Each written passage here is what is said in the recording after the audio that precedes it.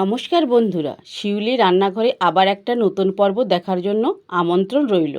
আজকে আমি চিনির ভাজা পিঠে বানিয়ে আপনাদের সাথে শেয়ার করব।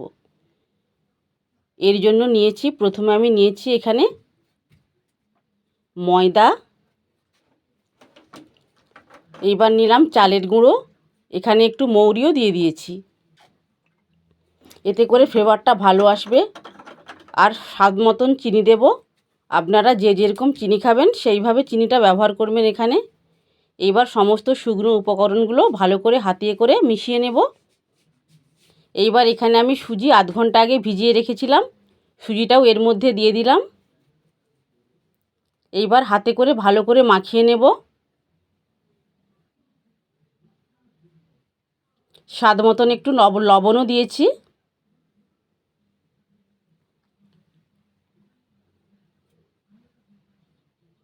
এইবার অল্প করে করে জল দিয়ে একটা ব্যাটারের মতো বানিয়ে নেব।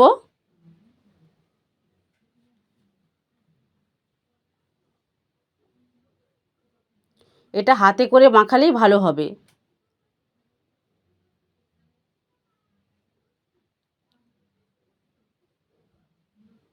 হাতে করে যত ভালো করে মাখানো হবে তত ভাজার সময় ভাজা পিঠেগুলো ফুলবে ভালো।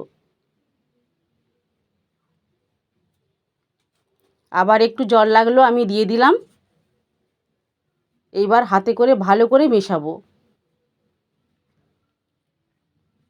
যাতে এর মধ্যে একটুকুনো ডেলাভাব না থাকে।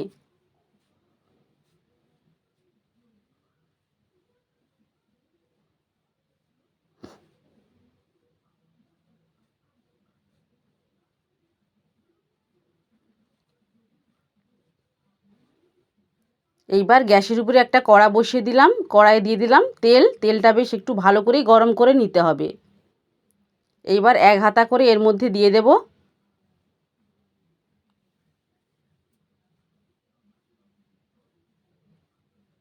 দেখুন বন্ধুরা কতটা ফুলে উঠেছে।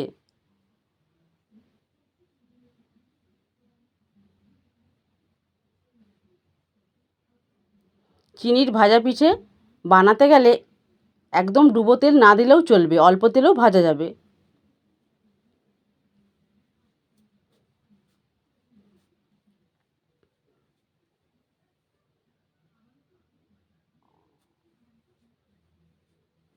আমার একটা চিনির ভাজা পিঠে রেডি হয়ে গেল। এইবার তুলে নিলাম। পরেরগুলো একইভাবে ভেজে নেব।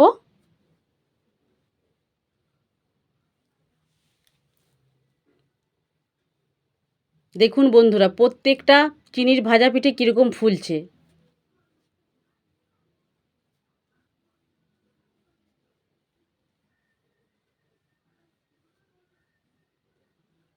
উল্টে পাল্টে একটু ভালো করে ভেজে নেব।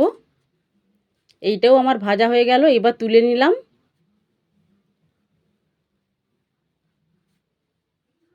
সমস্ত পিঠেগুলো আমার ভাজা হয়ে গেল।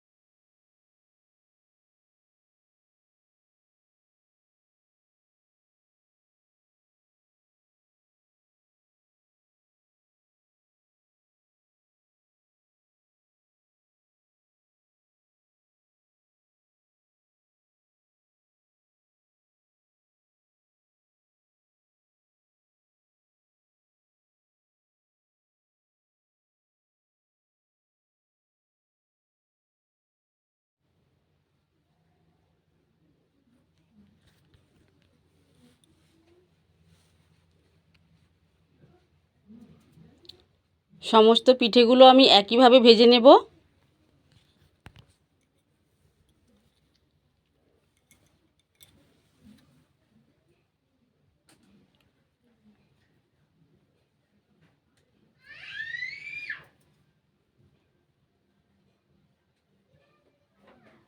প্রত্যেকটা পিঠেই আমার কীরকম ফুলছে দেখুন।